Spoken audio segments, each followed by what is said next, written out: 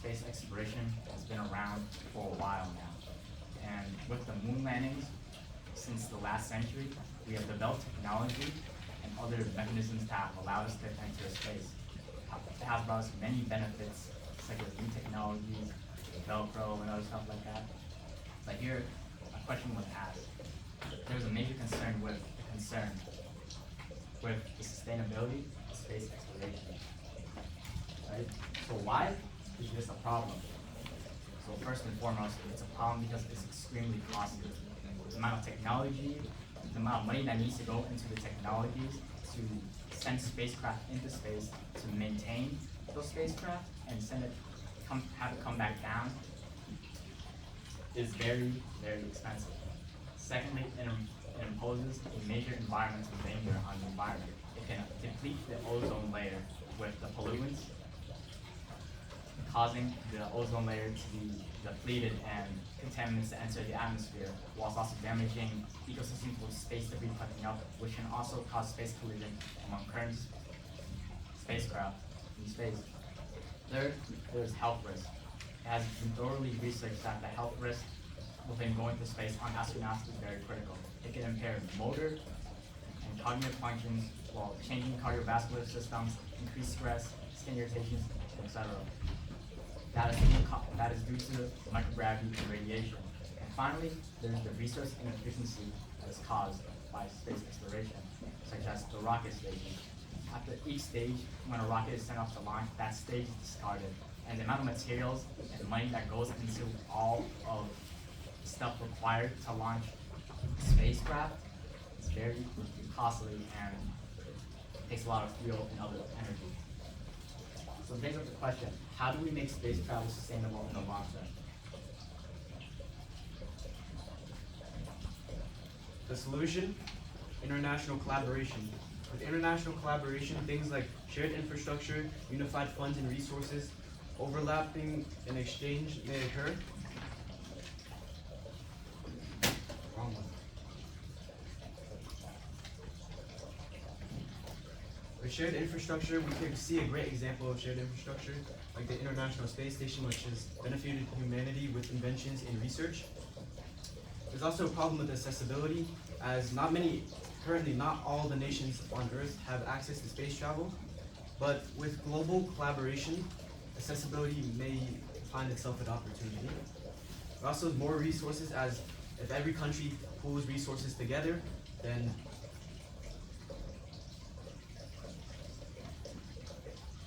unified funds and resources. With international collaboration, costs will be more manageable, as not just one country is paying for it, but multiple different countries paying for one program.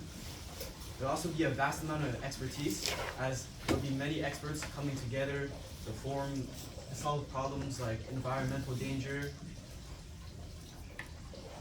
and resource inefficiency while driving costs down. There's also there could be a collective use of space equipment. So if a country does not have a specific piece of equipment, they could always ask another country to share it with them.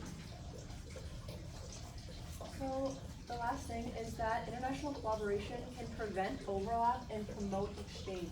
Duplicated experiments can be good when you're talking about experiments on a smaller scale, like the study of HAM radios.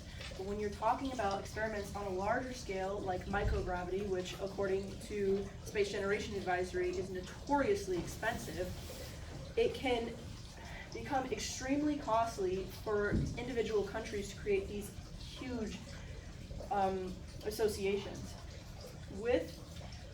By avoiding duplicated experiments, we can decrease costs and therefore foster a faster rate of technological advancement, especially that of the ISRU technology, which addresses the problem of resource inefficiency. The ISRU, according to NASA, is in situ resource utilization, which is the harnessing of local natural resources at the site of space missions instead of taking natural resources from Earth specifically. It's to harvest resources while they're out on the mission instead, which can give us more resources in the long run and will prevent us from running out of limited resources on Earth. And by doing this exchange and expertise, we can build trust among nations. This exchange creates a large amount of trust and can and that trust can contribute to the cycle of increasing productivity overall. So, what are the implications? Overall, the implications of international collaboration are that the expenses are more manageable, with preventing overlap, with combining resources, with combining finances. It can be a lot more easy to fund and create space exploration on a larger scale, making it more sustainable. The variation in ideas and infrastructure and the exchange of expertise can foster a better environment for research and technology in this specific area, and can make things more easy for us to find solutions to more sustainability in the future. And it gives us quicker progression on ideas. If we want to progress as humans, this idea of always progressing, we need to constantly be thinking about different ideas, and what better way to do that than have as many people as you can collaborating on one specific issue. Oh, and the limitations. So there are some challenges to this solution. Competition for innovation. A lot of times, competition actually breeds innovation. When you have countries who want to be individual, they want to be the best, they want to be better than anyone else, it can create a lot more initiative to have better technological advancement. It can create better innovation. Another challenge is the interests of countries. Gathering the interest of all countries can be difficult because every country wants something different. So we have to create an incentive to have every single country interested and make it worth it for all of these international countries. And the last challenge is that with conflicts, if we are working with such a large amount of people, it can actually limit progress instead of sustaining it because of so many people who want different things. So we came up with 2 other potential solutions, which were creating jobs for picking up space debris and then also making rocket materials reusable.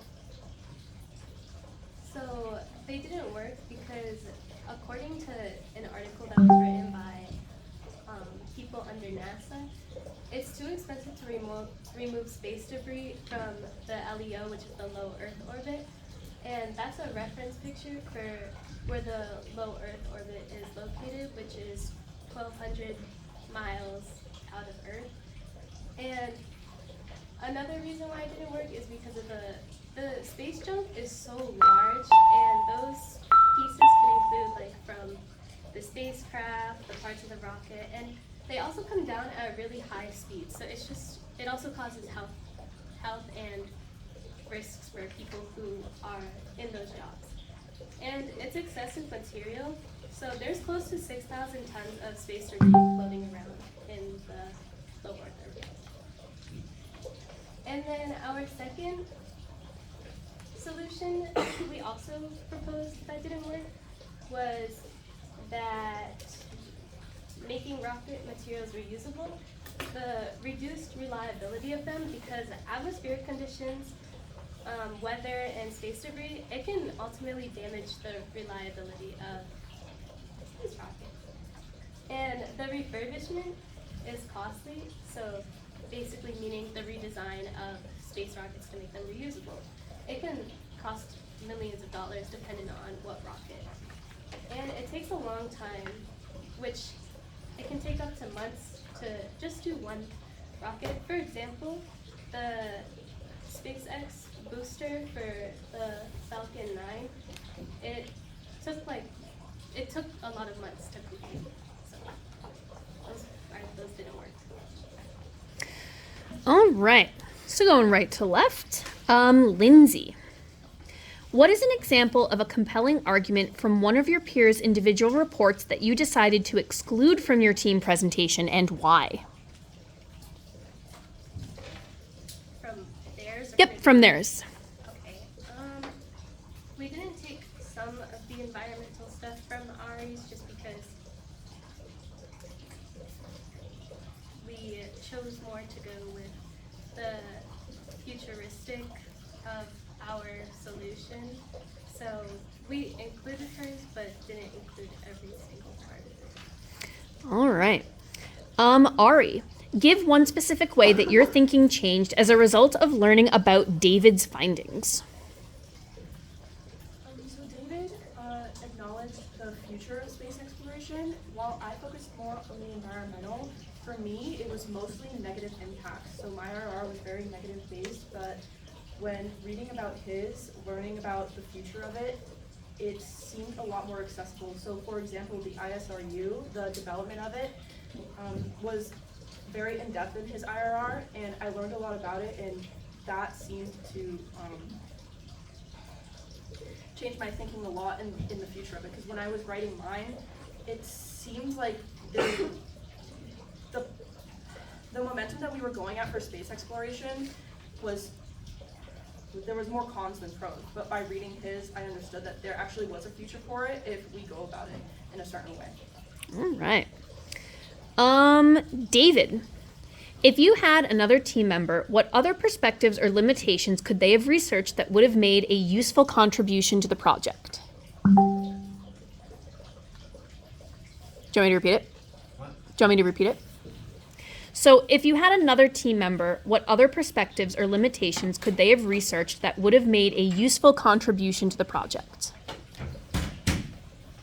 Probably the historic lens, as there's not really much context behind space besides like just the moon landings that you just mentioned.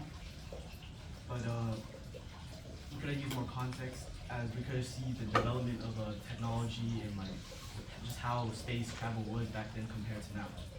All right. And Jason.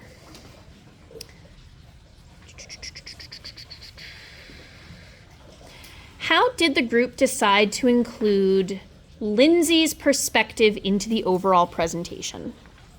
Well, it was a major part of it actually, because our whole IR was from an economic perspective.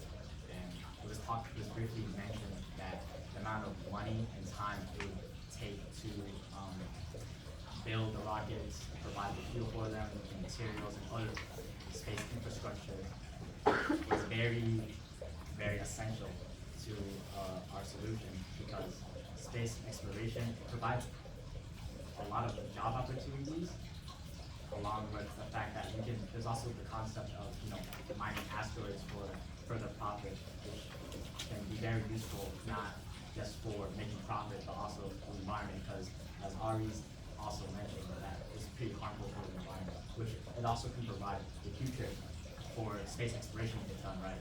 All right.